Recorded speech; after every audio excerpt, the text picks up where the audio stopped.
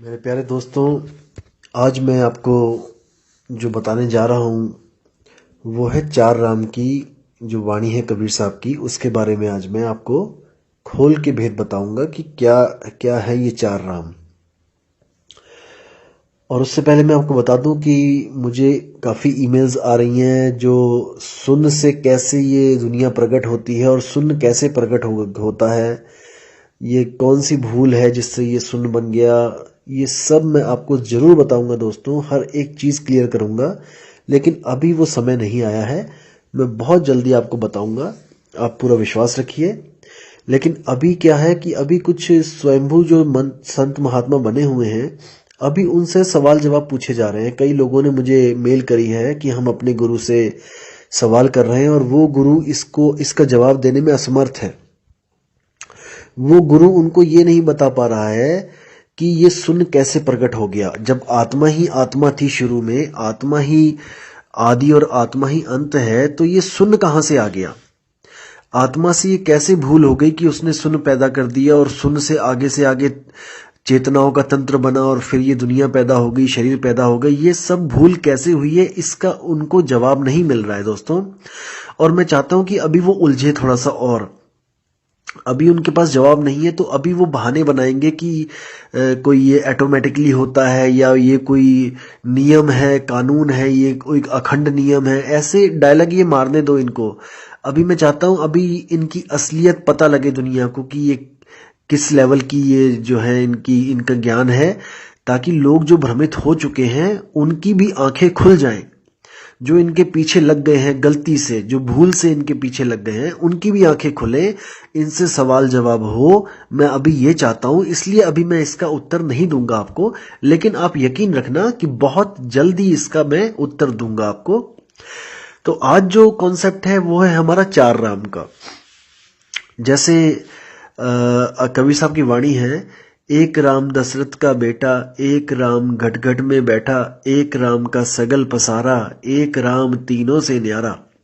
ये वाणी दोस्तों ऐसी है कि आप अगर इस वाणी का अर्थ अलग अलग गुरुओं के पास जाके भी देखोगे तो सब ने अपने अपने मत के अनुसार आपको गुमराह करने की कोशिश की है।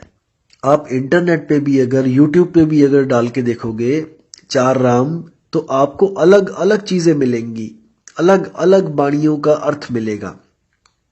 और कई स्वयंभू जो आत्मज्ञानी है वो उन्होंने तो बिल्कुल ही वाणी का मतलब कि बिल्कुल ही खत्म ही कर दिया उनका।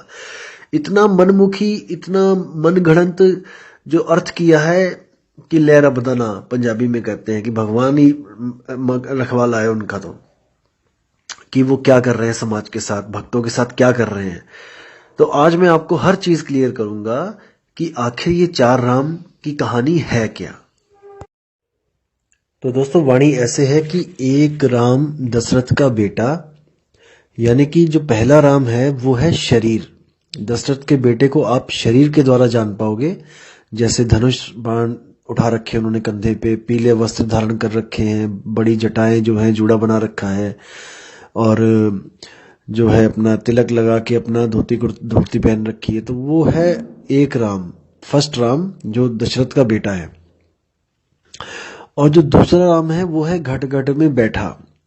जो दूसरा राम है वो है आत्म राम, जो सुरती के साथ, सुरती के रूप में हर घट में विराजमान है, जिसकी वजह से हर घट चल रहा है। हर घट चल रहा है यानी कि उस घट को शक्ति कौन दे रहा है? वो आत्म राम। वो मन को भी शक्ति दे रहा है और वो तन को भी शक्ति दे रहा है। एक राम का सगल पसारा। ये जो तीसरा राम है ये कौन है? इसी को हम मन राम कहते हैं, इसी को हम ब्रह्म राम कहते हैं, इसी को हम निरंजन राम कहते हैं, जिसका ये सकल पसारा है। सकल यानी कि सारी सृष्टि जितनी भी है, जितने भी अनंत लाख लोक, अनंत करोड़ों जो लोक हैं, जितने भी लोक हैं, वो सब इसी का पसारा है। यही वो मन है जो सूक्ष्म से सूक्ष्म भी है और विराट से विराट भी है। तो इसी जो तीसरे राम का सकल पसारा है, इसी को हम कहते हैं ब्रह्म, सुन्न। हर जगह ये, हर लोक में आपको ये मिलेगा। ऐसा कोई लोक नहीं जहां पे ये आपको नहीं मिलेगा, क्योंकि सारे शरीर और सारे लोक इसी के द्वारा प्रकट हुए हैं और यही इन सब लोकों का राजा है। और जो चौथा राम है वो कौन है? चौथा राम इन तीनों से न्यारा, वो है परमात्म राम। वो इन तीनों से न्यारा इसलिए है क्योंकि वो ना तो शरीर है, ना ही वो सुरती है, और ना ही वो मन है। इन तीनों से न्यारा जो है वो है परमात्म राम, जिसने सृष्टि नहीं बनाई है, जो इन तीनों से ही अलग रहता है। वो क्या करता है, वो केवल और केवल तब आता है इस दुनिया में हमें समझाने के लिए कि अगर आप भी सृष्टि से बाहर निकलना चाहते हो, जो आपने भूल करी है सृष्टि बनाने की, अगर आप इसको खत्म करना चाहते हो अपनी भूल को, तो मैं आपको उस भूल की औषधि दे सकता हूं, यानी कि आपकी बीमारी की जो है मैं उसकी दवाई दे सकता हूं। अगर आप उसको लोगे दवाई को, तो आप भी इस जन्म मरण से, इस सृष्टि से बाहर आ सकते हो। तो ये 4 राम दोस्तों ऐसे हैं, तन, मन, आत्मा, परमात्मा। ये है वो 4 राम, और सारे के सारे जितने भी राम हैं वो इसी में आ जाते हैं, तन राम, मन राम, आत्म राम, परमात्म राम। और दोस्तों आपको भ्रमित करने के लिए कुछ लोग ऐसा भी बोल देते हैं कि चौथा राम के आगे 5वां राम है, छठा राम है, 7वां राम है। ऐसा बिल्कुल नहीं है दोस्तों। आपको भ्रमित करने के लिए वाणी के साथ भी खिलवाड़ कर दिया गया है। अब देखिए वाणी क्या बोलती है, आपको क्या पढ़ाया गया, क्या सुनाया गया वाणी में कि 3 राम को सब जग ध्यावे, चौथे राम का मरम न पावे, चौथा छोड़ पंचम को ध्यावे, कहें कबीर सो हमको पावे। दोस्तों ये वाणी नहीं है, ये आपको गलत बताई जा रही है वाणी। वाणी है 3 देव को सब जग ध्यावे। यहाँ पे 3 देव है, ना कि 3 राम। दोस्तों यही जो वाणियों के साथ खिलवाड़ करते हैं, यही पापी लोग आपको बोलेंगे कि ये वाणियां आपको फंसाने के लिए बनाई गई हैं। दोस्तों ऐसे लोग फंसाते हैं आपको वाणियों का गलत अर्थ करके, वाणियों को तोड़ मरोड़ के। वाणी कहती है 3 देव को सब जग ध्यावे, यानी कि 3 देव कौन है, रजोगुण, सतोगुण और तमोगुण। इन 3 देव की बात कर रहे हैं कबीर साहब, 3 राम की बात नहीं कर रहे हैं। 3 देव को सब जग ध्यावे, चौथे देव का मर न पावे। चौथा देव कौन है, यह है मन राम, जिसको निरंजन कहते हैं। इन तीनों को पैदा करने वाला, यानी कि 3 गुण कहां से पैदा होते हैं, गुणातीत निरंजन से। ये गुणातीत निरंजन ही है जो इन तीनों गुणों से न्यारा है। तो ये जो गुणातीत निरंजन है, ये चौथा देव है। चौथा छोड़ पंचम को ध्यावे, यानी कि जो अपने आत्म स्वरूप को ध्यावे। मुझे ध्याने की जरूरत नहीं है, परमात्मा को ध्याने की जरूरत नहीं है, अपने ही आप को ध्याओ, यानी कि अपने आप को मन से अलग करके अपने असली स्वरूप को ध्याओ। आप आत्म स्वरूप हो दोस्तों। जो तीसरा देव है, जो 3 गुण है, वो आप नहीं हो। जो चौथा देव है वो आप नहीं हो। चौथा छोड़ पंचम को ध्यावे, यानी कि जो अपने स्वरूप को ध्यावे, कहे कबीर सो हमको पावे, यानी कि वो भी मेरे जैसा हो जाएगा। उसको मैं मिल जाऊंगा, मुझको वो मिल जाएगा, यानी कि हम दोनों का स्वरूप एक जैसा हो जाएगा। दोस्तों कबीर साहब हमारे पास अपनी पूजा करवाने के लिए नहीं आते हैं, मैं फिर बोल रहा हूं आपको, वो केवल और केवल हमें हमारा ही स्वरूप दिखाने के लिए आते हैं, हमें हमारा ही स्वरूप बताने के लिए आते हैं कि हम आखिर हैं कौन। जैसे आपको मैं एक छोटी सी कहानी बताता हूं, आप बहुत समझदार हैं, आप समझ जाएंगे, छोटी सी बात है।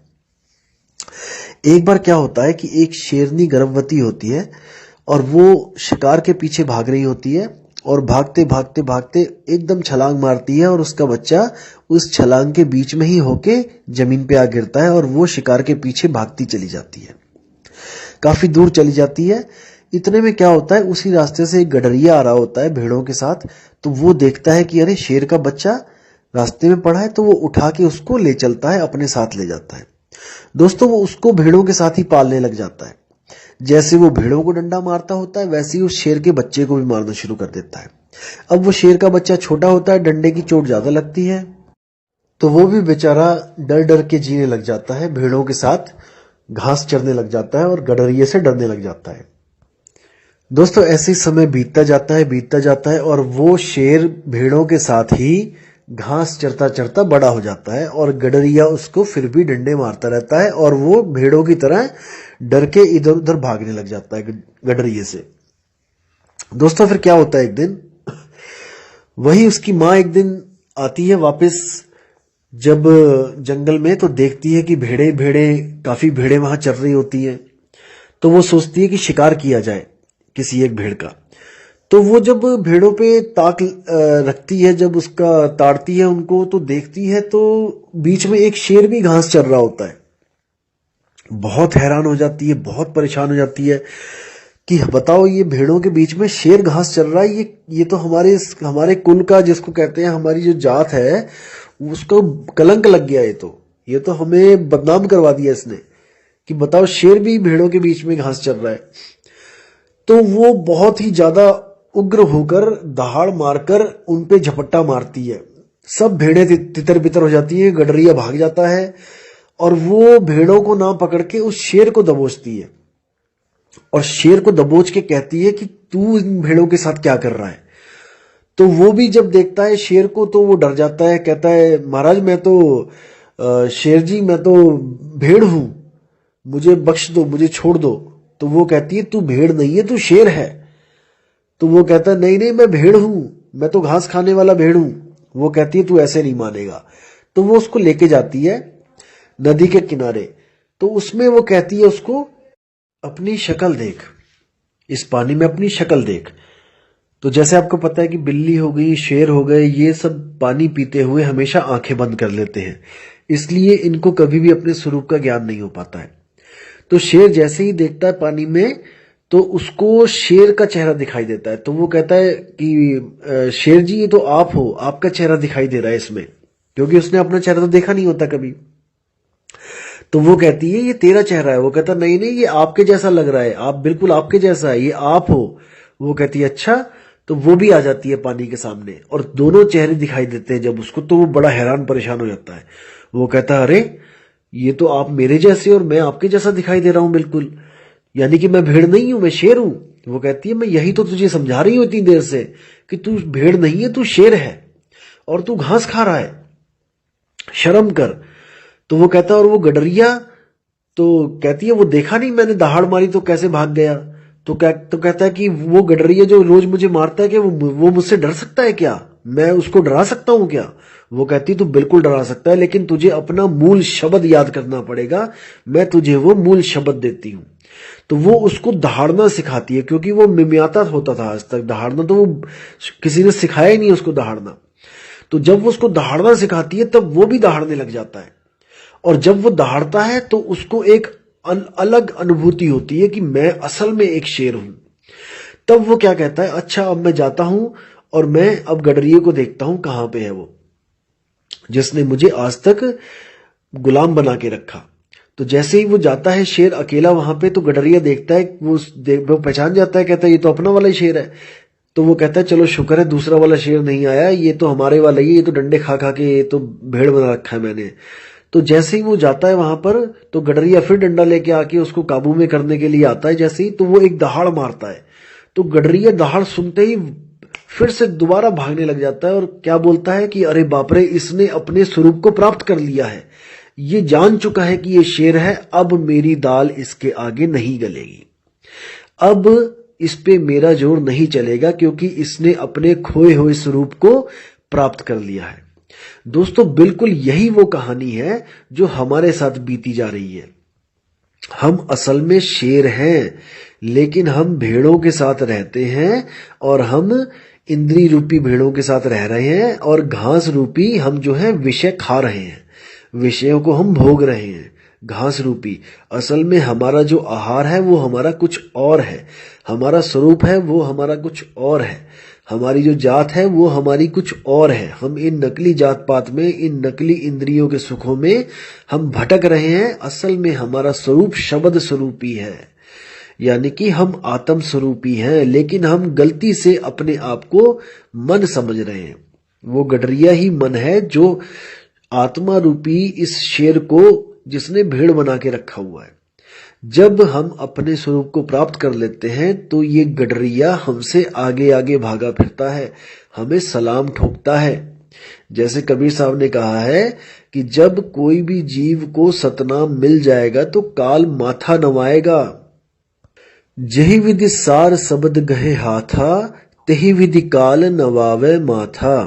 यानी कि ये मन आपको तब तक डरा सकता है जब तक आपको अपना निज स्वरूप प्राप्त नहीं हो गया।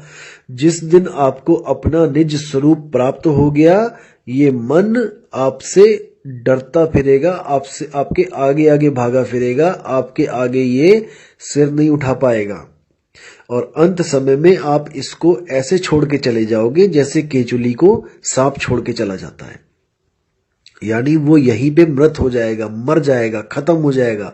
उसकी कहानी यहीं पे खत्म हो जाएगी। जैसे इसको शुरू किया था वैसे ही इसको मार दिया जाएगा। और याद रखना दोस्तों, जो कई बारी सवाल जो आ रहा है कि चेतना और जो एनर्जी है उसमें क्या फर्क है, जैसे मशीनों में एनर्जी होती है, तो गलती से आप लोग इसको चेतना समझ रहे हो।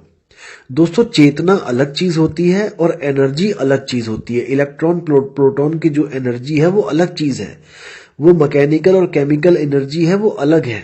इलेक्ट्रॉनिक एनर्जी वो अलग है। जो हमारी चेतना है वो अलग है।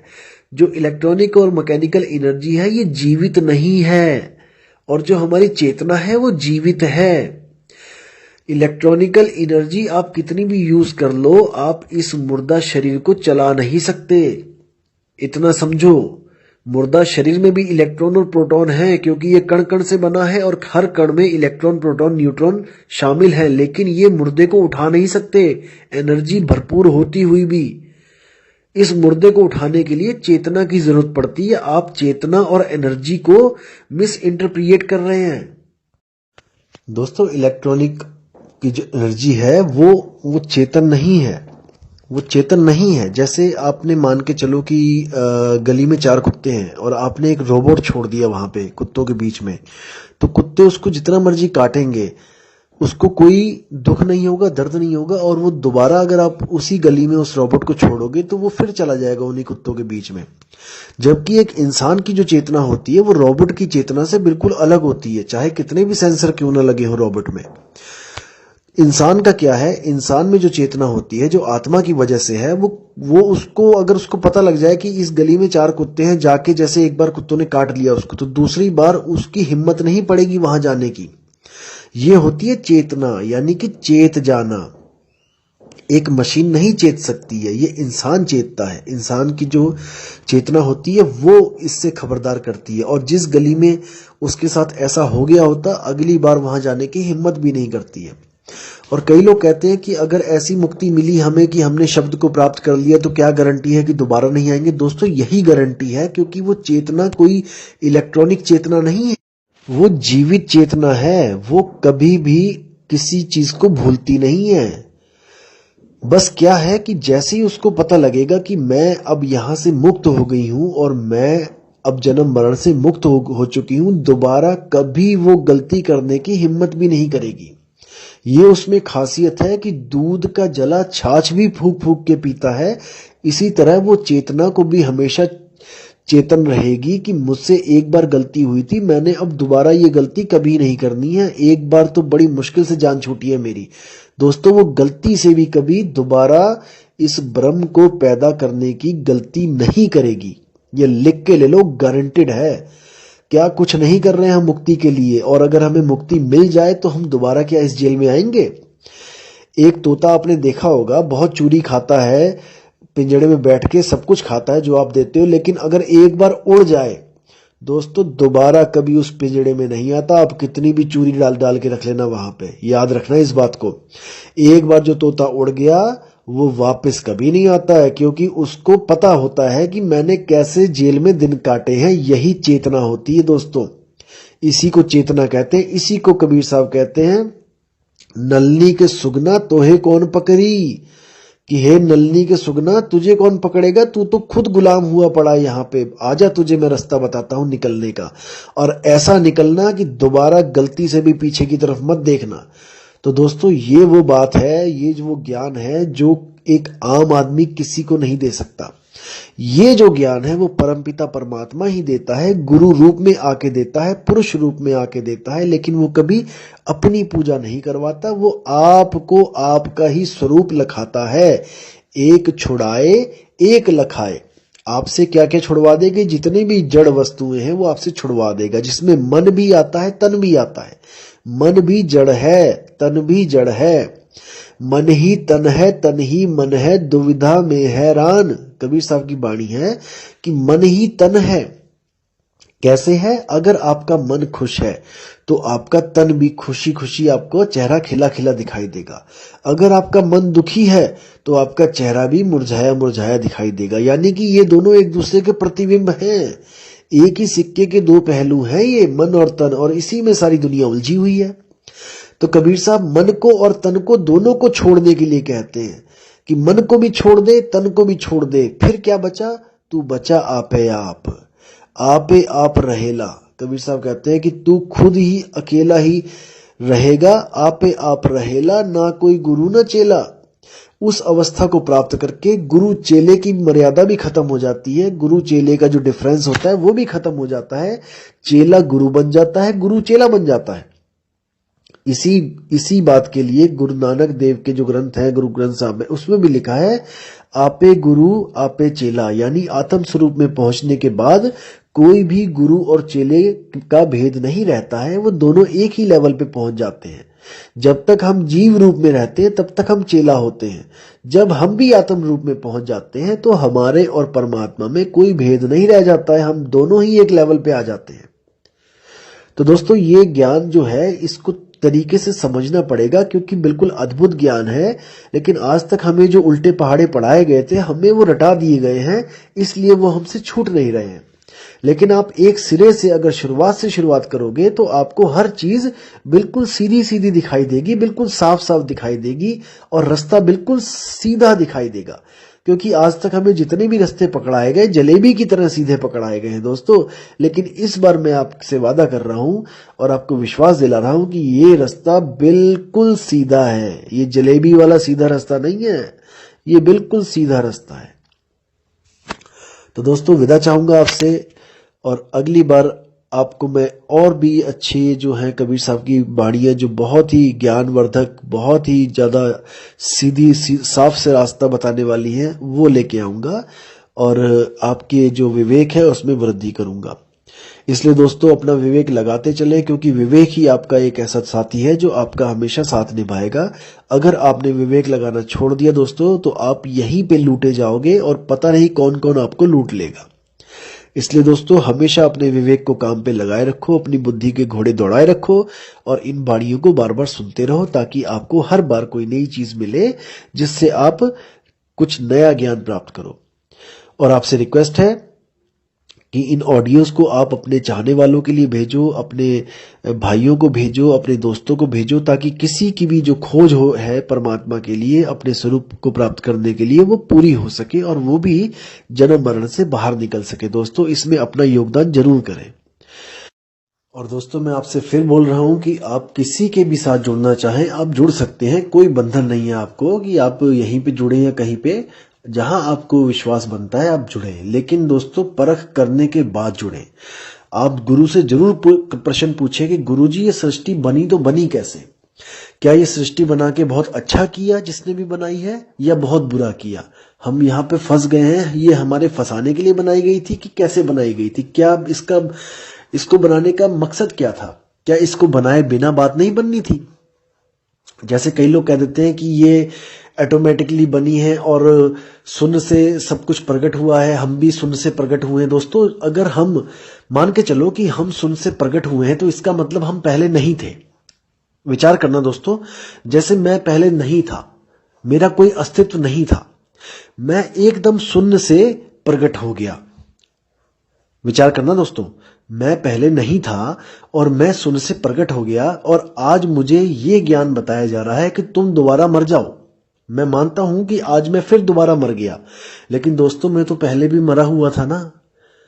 शून्य से प्रकट होने से पहले भी तो मैं मरा हुआ था। जब मैं मरे हुए से फिर जिंदा कर दिया गया, शून्य से प्रकट हो गया, तो अब क्या गारंटी है कि मैं आज अगर मर जाता हूं, ये मन मर जाता है, पूर्णतया मर जाता है, दोबारा पैदा नहीं होगा? क्योंकि शून्य से पैदा होने से पहले भी तो ये मरा ही हुआ था। ये कहाँ था? क्या इसका कोई अस्तित्व था क्या? जब इसका कोई अस्तित्व नहीं था और इसको पैदा कर दिया गया, तो दोस्तों आज भी अगर आप इसका अस्तित्व खत्म कर दोगे तो आप कल को दोबारा पैदा कर दिए जाओगे, क्योंकि वो लोग ये नहीं जानते कि भूल कहाँ पे हो रही है। ये उस भूल को तो प्रकृति का नियम बताते हैं, ये उस भूल को तो अखंड नियम बताते हैं, क्योंकि इनके पास जवाब नहीं है, इनको पता ही नहीं है कि भूल सुधारी कैसे जाए। इसलिए जो चीज नहीं पता होती है तो वो कह देते हैं नहीं नहीं ये तो होता ही है, ये तो ऑटोमेटिकली ऐसा तो होना ही है। तो दोस्तों दोबारा पैदा हो जाओगे। अभी विचार कर लो, ये जन्म बार बार नहीं मिलेगा। भूल को सुधारोगे तभी बात बनेगी, नहीं तो बार बार भूल होती चली जाएगी। दोस्तों विचार करना है, किसी के पीछे ऐसे ही नहीं लग जाना है। बाल की खाल निकालना सीखो। कबीर पंथ का मूल मकसद ही यही होता है कि बिना देखे बिना जांचे किसी को नहीं मानना। जब तक ना देखूं अपनी नैनी और तब तक ना मानूं गुरु की कहनी। ये किसी भी संत महात्मा ने नहीं सिखाया, केवल कबीर साहब ने बताया है कि जब तक अपने ज्ञान से मैं परख ना कर लूं कि गुरु सत्य बता रहा है कि असत्य बता रहा है, मैं किसी को नहीं मानता गुरु। इसलिए दोस्तों विचार करना है, विवेक करना है, सवाल पे सवाल पूछने हैं। सवाल पूछना शिष्य का हक है, और अगर गुरु को नहीं पता है तो वो गोलमोल उत्तर देगा और आपने पकड़ लेना है उसको। तो दोस्तों मैं फिर आपको कहता हूं कि बिना विवेक के आप लुट जाओगे। विवेक को कभी भी मत सोने देना, हमेशा जगाए रखना, बुद्धि के घोड़े दौड़ाए रखना। तो इसी के साथ दोस्तों मैं आपसे विदा लेता हूं, और बहुत ही जल्दी आपको अगली ऑडियो के साथ में आऊंगा, जिसमें मैं सारा क्लियर करूंगा कि शरीरों के कितने गुण होते हैं और आत्मा के क्या गुण होते हैं। जैसे कई लोगों ने आजकल डायलॉग ये रट लिया है कि यहाँ पे 5 शरीर में रहोगे तो 5 गुण मिलेंगे, काम क्रोध लोभ मोह अहंकार। आगे ऊपर आत्मा में चले जाओगे तो नूरी तत्व में चले जाओगे तो 16 मिल जाएंगे, आगे चले जाओगे 64 मिल जाएंगे, आगे चले जाओगे उसके डबल बता देंगे। अरे दोस्तों ये ऐसा नहीं होता है। आप उनसे पूछो कि 16 तो बता दिए तुमने, 16 जो आत्मा के गुण हैं नाम बता दोगे, क्योंकि अनुराग सागर में लिखे हैं 14, 64 के नाम बता के दिखाओ जरा। 64 के बाद जरा 108 के नाम बता के दिखाओ जरा। आप नाम तो बताओ ना। आप ऐसे गिनती गिनाते चले जाओगे, उसका तो अंत ही कोई नहीं है भाई। अगर आप गिनती गिनाते चले जाओगे उसका तो कोई अंत नहीं है कि 16 के ऊपर जाओगे 64 हो जाएगा, 64 के ऊपर चले जाओगे 100 कुछ हो जाएगा, फिर 205 हो जाएगा, फिर 8000 हो जाएगा। दोस्तों नाम तो बताओ, इनको बोलो, इन लोगों से पूछो। आप जो ये गुरु बैठे हुए हैं इनसे पूछो आपकी कौन कौन से गुण होते हैं, जरा हमें बताओ। 25 प्रकृतियां होती हैं, 26वीं बताओ, 26वीं कौन सी होती है बताओ जरा। तो दोस्तों ये गिनतियां गिनना सीख गए हैं और बस गिनतियों में आपको उलझा लेते हैं कि अनंत लोक हैं और इतने लोग हैं। अरे नाम तो बताओ, 100 के तो नाम बता दो। अनंत पुरुष है, तुम 10 के तो नाम बता दो। बताओ जरा कौन कौन से पुरुष किस किस लोक में बैठे हुए हैं। तो दोस्तों ऐसे भ्रमित आपको करने वाले हजारों लाखों मिलेंगे, लेकिन आपने ऐसे भ्रमित नहीं होना है। अगली वीडियो में मैं आपको ये बताऊंगा कि ब्रह्म ज्ञानी और आत्मज्ञानी में फर्क क्या होता है, और ब्रह्म ज्ञानियों को क्या सिद्धियां मिलती हैं और आत्मज्ञानी के पास कौन सी सिद्धि होती है। ये जितने भी आत्मज्ञानी लोग कह रहे हैं कि मुझे अनंत लोग दिखाई दे रहे हैं, ये सब झूठ बोलते हैं। आत्मज्ञानी के पास क्या क्या असल में क्या वस्तुएं होती है, मैं आपको अगली ऑडियो में एक एक चीज क्लियर करके बताऊंगा। तो दोस्तों आपसे विदा चाहूंगा अब, और आप विवेक लगाते रहिए दोस्तों, बार बार ऑडियो सुनते रहिए ताकि आपको हर चीज समझ में आती रहे। तो इसी के साथ मैं विदा चाहूंगा दोस्तों। जय गुरु बंदी छोड़ कबीर साहिब, जय गुरु बंदी छोड़ मदन साहिब, जय जय गुरु बंदी छोड़ वैराग साहिब की सदा ही जय हो। साहिब बंदगी सतनाम।